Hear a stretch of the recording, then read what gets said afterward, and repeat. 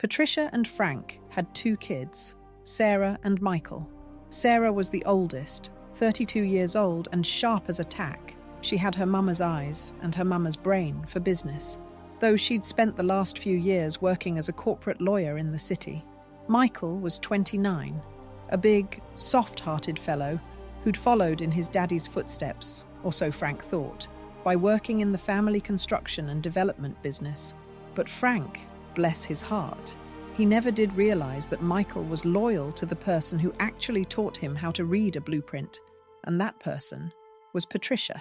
When Frank first told Patricia he wanted a divorce, he expected the kids to just fall in line. He figured they would be dazzled by his new lifestyle, the fancy cars, and that young woman he'd picked up. He actually had the nerve to tell Patricia that Sarah and Michael would understand that a man like him needed a fresh start. Can you imagine the ego on that man? He thought he could just trade in their mother for a newer model, and the kids would just say, "That is fine, Dad. We hope you're happy." Well, Sarah and Michael didn't take it quite that way. When Patricia called them both and told them what Frank had said, how he called her garbage and told her she was nothing, well, I'll tell you. Sarah was on a plane back home before the sun went down that same day. She didn't even pack a full suitcase. She just grabbed her laptop and her legal pads and told her firm she'd be working remotely for the foreseeable future. Michael, he was already right there in town. He went over to his mama's house and he sat with her on that back porch for 4 hours, just listening. And then he said, "Mama, whatever you need, you just say the word. Now, remember how I told you about that mansion? That big, beautiful, 4,500 square foot house that Frank was so proud of? Frank had convinced himself that since his name was on the mortgage, it was his to keep. He'd already started telling his new girlfriend, Amber. That was her name, by the way. Amber, with a little heart over the I in her signature. He'd told her they were going to move in and redecorate as soon as Patricia was out. He even had the gall to send Patricia a list of furniture he wanted her to leave behind. But here is the thing Frank forgot. Patricia had been the one who bought that land way back in 1995. She'd used an inheritance from her grandmother to buy that specific plot because it had the best view of the valley. And when they built the house, she'd been the one to oversee every single contract. Sarah, being the lawyer she is, went back through all those old records. She found a little something Frank had overlooked in his haste to be a big shot. You see, the house was technically built on land held in a very specific type of family trust that Patricia controlled entirely. And because Frank had been so busy trying to dodge taxes over the years, he'd signed away his rights to the physical structures on that land in exchange for some business tax breaks a decade ago. He didn't even remember doing it. He just saw a paper that said he'd save $50,000, and he signed it. So while Frank and Amber were over in Italy, drinking expensive wine and posting photos of their engagement on the internet, Patricia, Sarah, and Michael were sitting around the kitchen table in that very house, making a plan. Patricia looked at her children and she said, "I don't want this house anymore. It's got too much of his ghost in it. Every time I look at the crown molding, I remember him complaining about the cost. Every time I walk across the hardwood, I hear his voice telling me I didn't polish it right. I want it gone." And Michael, he just nodded. He said, "Mama, I can have the crew there on Monday morning." Now you might wonder how she got a demolition permit so fast. Well, turns out the city council president was an old friend of Patricia's from the garden club, and she'd seen what Frank was doing. When Patricia showed up at the office with the trust documents and Sarah's legal briefs, that permit was signed and stamped before the ink was even dry on the application. Monday morning came, and the neighbors all gathered on their sidewalks. They knew something was up. They saw the big yellow excavators rolling down the quiet cul-de-sac. They saw the dump trucks lining up, and there was Patricia, standing at the edge of the property in a nice pair of slacks and a sun hat, holding a thermos of coffee. She wasn't crying. She wasn't screaming. She just looked peaceful. Michael led the crew. He was the one who operated the primary excavator. He took that first giant scoop out of the master bedroom, the room Frank had already picked out new silk sheets for. By noon, the roof was gone. By 4 in the afternoon, the walls were down to the studs. By Tuesday evening, there wasn't a single brick left standing on another. They hauled it all away. Every scrap of lumber, every pane of glass, every bit of that expensive marble Frank had insisted on importing from Greece. But Patricia didn't stop there. Oh no. She had the crew dig up the foundation too. She wanted the earth turned over. She wanted it to look like there had never been a house there at all. By the time they were done, it was just a clean, level lot of dark brown dirt. And then she had Michael bring in 3 truckloads of topsoil, and she planted wild grass and clover. The neighbours said it was the most beautiful thing they'd ever seen.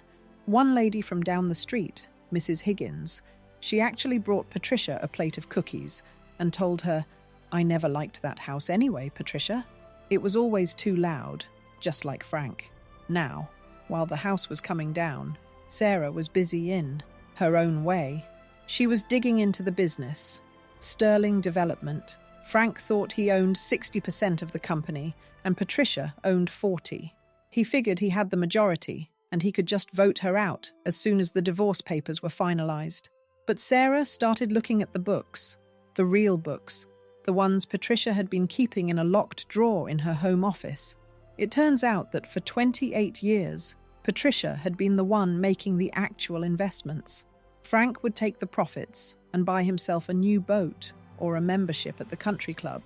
But Patricia, she was taking her share and reinvesting it into a series of shell companies and real estate holdings that Frank didn't even know existed. She'd bought up strip malls in the next county. She'd bought warehouse space near the airport. She'd even invested in a little tech startup back in the early 2000s that had grown into a multi-billion-dollar corporation. She had been funneling her salary and her dividends into these accounts for decades, and because she was the one who handled all the tax filings, and Frank was too lazy to do anything but sign where she told him to, he never realized how lopsided their actual wealth had become. When Sarah sat down with the final numbers, she whistled. She looked at her mother and said, "Mama, do you realize what you've done? You aren't just well off. You are one of the wealthiest private individuals in the state." Patricia just sipped her tea and said, "Well, Sarah, I always did tell your father that a penny saved is a penny earned. He just never cared for pennies." The total came to $47,822,000, and that was just the liquid assets and the property she owned outright. Frank's side of the ledger? Well, once you factored in the debt he'd taken out to fund his midlife crisis, the loans on the cars, and the fact that he'd borrowed against the business to pay for that Italian wedding, Frank was sitting on about $200,000 and a whole lot of monthly payments he couldn't afford. The day Frank came back from Italy was a Friday. He and Amber arrived at the airport, tan and smiling, with 18 suitcases full of designer clothes they'd bought in Milan. Frank had hired a private car to take them straight to the house. He wanted to carry Amber across the threshold and show her the life he'd built. The driver pulled onto the street, and Frank was pointing out the window, saying, "Now, honey, wait until you see the foyer. I had the floors done in." And then the car stopped. Frank looked out the window, and he didn't see the house. He thought they were at the wrong address. He told the driver, No, keep going. It's the big one at the end of the circle." The driver looked at his GPS and said, "Sir, this is the address, 1744 Willow Creek Lane." Frank got out of the car.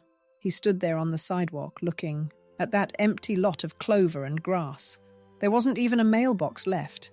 It was just a field.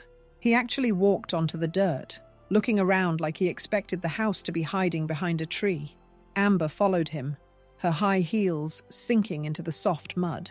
She was complaining about her shoes, but Frank didn't hear her. He was turning in circles, his face turning a shade of purple that Sarah later said reminded her of a bruised plum. He pulled out his phone, and he called Patricia. She didn't answer. He called Michael. Michael answered on the first ring.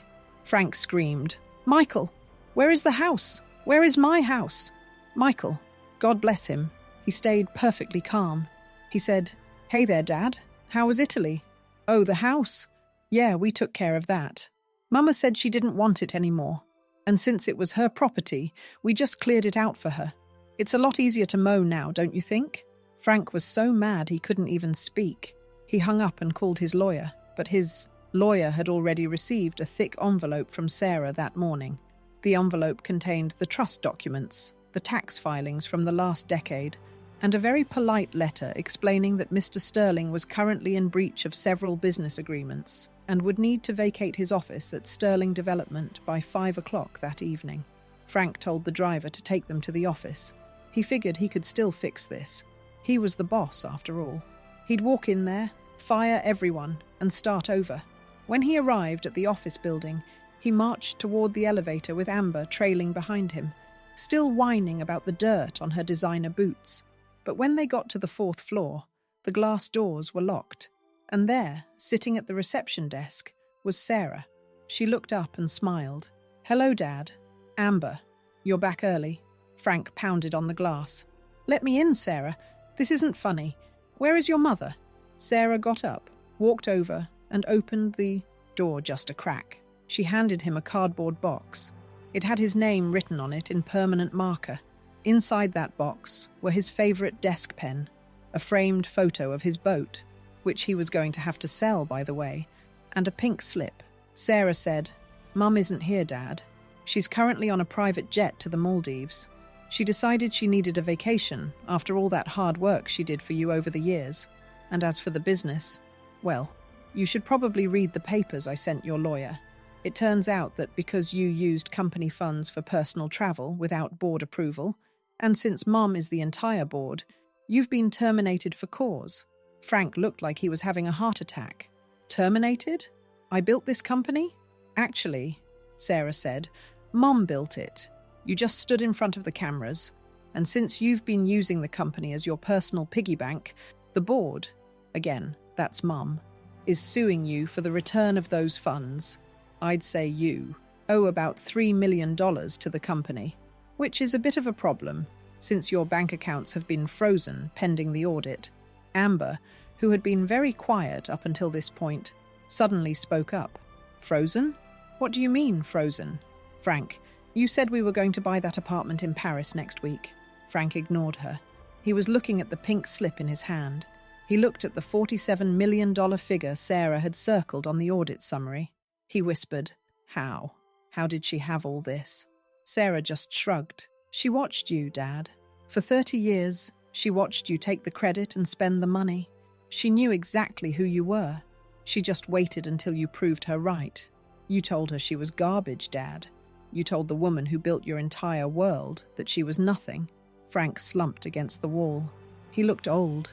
For the first time in his life, he didn't look like a big shot. He looked like a man who had traded his gold for a handful of gravel and was only just now realizing the difference. Amber looked at Frank. Then she looked at Sarah. And then she looked at the cardboard box. She didn't say another word. She just turned around, walked back to the elevator, and left. She didn't even wait for him. She didn't even take her suitcases. She just walked out of his life as fast as she'd walked into it. I suppose when the money goes, the love goes right along with it. Frank ended up staying in a motel that night. A cheap one, too, because his credit cards wouldn't work at the Hilton. He sat there in a room that smelled like stale cigarettes and looked at the 4 walls, wondering where it all went wrong.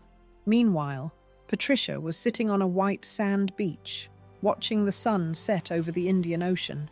She had a cold drink in her hand and a book she'd been wanting to read for 5 years, but never had the time for. She wasn't thinking about Frank. She wasn't thinking about the house. She was thinking about what she was going to do with the rest of her life.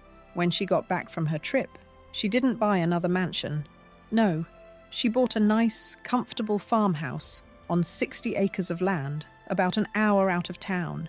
She started a foundation to help women who were going through divorces and didn't have the resources she had. She hired Sarah to run the legal side of it, and Michael to help with the housing projects they started. She became a bit of a legend in town. People would see her at the grocery store or the library, always smiling, always kind. She never spoke a bad word about Frank.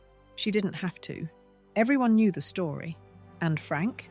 Well, last I heard, he was working as a consultant for a small firm in another state. He's living in a 2-bedroom apartment and driving a 10-year-old sedan.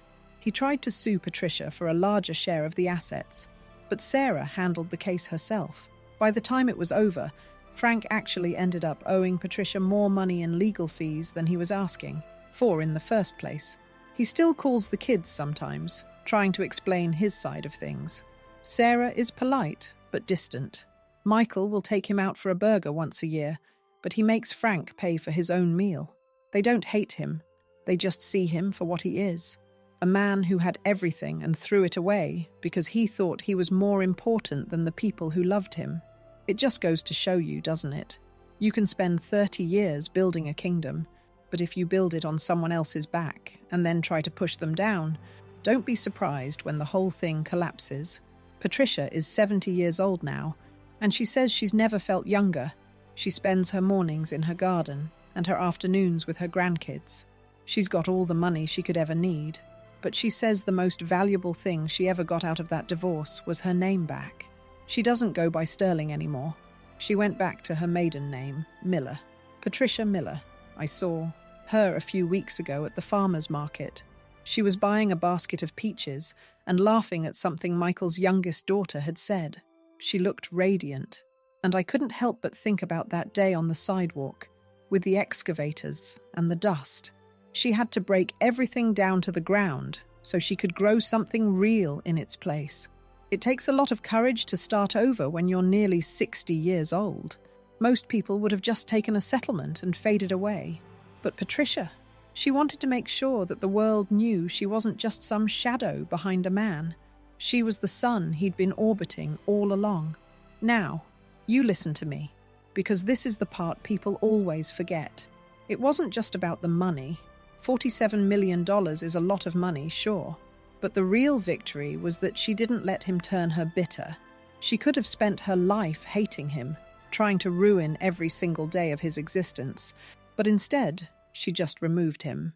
She treated him like an old, rotten piece of wood in a beautiful house. She pulled him out, threw him in the scrap heap, and kept on building. And that Amber girl, I heard she ended up marrying some fellow who claimed to be a duke or a prince or something over in Europe. Turns out he was just as much of a fraud as Frank was. I guess some people never learn how to spot the difference between gold and glitter. But Patricia, she knows. She knows exactly what she's worth, and she's not going to let anyone ever tell her she's garbage again. So, the next time you think about someone who's been done wrong, you remember Patricia. You remember that sometimes you have to let the house fall down so you can see the view. And you remember that the person who's been quiet all those years, they might just be the one who's been holding the keys to the kingdom the whole time. It's a funny old world, isn't it? Frank thought he was the one in control. He thought he was the one with the power. But power isn't about who shouts the loudest or who has the newest car. Power is about knowing who you are when everything else is stripped away. Frank didn't have anything left when the house was gone. But Patricia, she had her kids, she had her integrity, and she had $47 million to remind her that she'd done just fine for herself. Well, I've been talking for quite a while now, and my coffee's gone cold. But I hope you took something away from Patricia's story. It's never too late to take back your life. It's never too late to show people what you're really made of. And remember, if you liked this story, don't forget to leave a comment. I love hearing from you all, whether you're down in Georgia or all the way over in England. We're all part of the same big family here, sharing these stories and learning a little something along the way. Hit that subscribe button too, so you don't miss the next one. I've got plenty more stories where this one came from. Stories about folks who found their way when the road got rough, and folks who learned the hard way that you reap what you sow. Anyway, you all take care of yourselves. Be kind to one another. And for heaven's sake, if you're the one running the business, make sure you're the one who owns the land. That is the Miller family secret, and I reckon it's a pretty good one to live by. See you next time, darling. Stay safe out there.